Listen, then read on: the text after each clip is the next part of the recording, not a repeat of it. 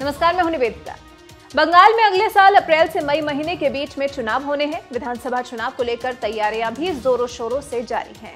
BJP ने अपनी कमर कस ली है। वहीं ममता बनर्जी अपनी आंखों से अपना किला ढहता हुआ देख रही हैं और कैलाश विजयवर्गीय दे रहे हैं मूंछों पर ताव। और क्यों न दे, टीएमसी से पल्ला छुड़ाकर कई लोग आ रहे हैं बीजेपी में। जी हां, चुनाव से पहले काफी महत्वपूर्ण हो गया है कि कई नेता बीजेपी में शामिल होने के लिए आतुर दिखाई दे रहे हैं, जिससे बीजेपी की खुशी का ठिकाना ही नहीं है। बंगाल में बीजेपी के प्रभारी कैलाश विजयवर्गीय कह रहे हैं कि शाह की रैली के दौरान तृणमूल कांग्रेस, सीपीएम, सीपीआई, कांग्रेस के पदाधिकारी और कार्यकर्ता बीजेपी में शामिल होने के लिए आतुर हैं। विजयवर्गीय का कहना है कि अभी लिस्ट भले ही ना हो, लेकिन विपक्ष से बीजेपी में आने वाले नेताओं की संख्या हजारों में हो सकती है। इसमें जिला से लेकर पंचायत स्तर के कार्यकर्ता भी शामिल रहेंगे।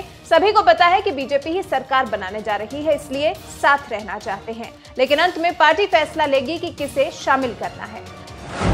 टीएमसी के खिलाफ उसके शासन के बारे में बात करते हुए विजयवर्गीय कहते हैं कि टीएमसी के अन्यायपूर्ण शासन और पार्टी नेतृत्व के मनमानीपूर्ण रवैये की वजह से नेताओं को मजबूरन निकलना पड़ रहा है। साथ ही सत्तारूढ़ पार्टी पर प्रशासन के अपराधीकरण का आरोप लगाते हुए कहते हैं कि आईएएस और आईपीएस अधिकारी पक्षपातपूर्ण तरीके से काम कर रहे हैं।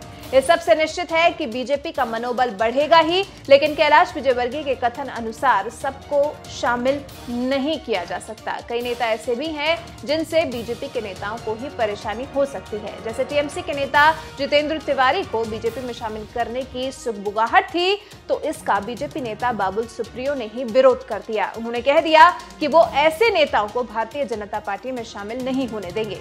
यानी कि भले ही विपक्ष से बीजेपी में शामिल होने वाले लोगों की संख्या हजारों में है, लेकिन तय बीजेपी को भी करना है कि आखिर पार्टी के लिए कौन सही है और कौन गलत।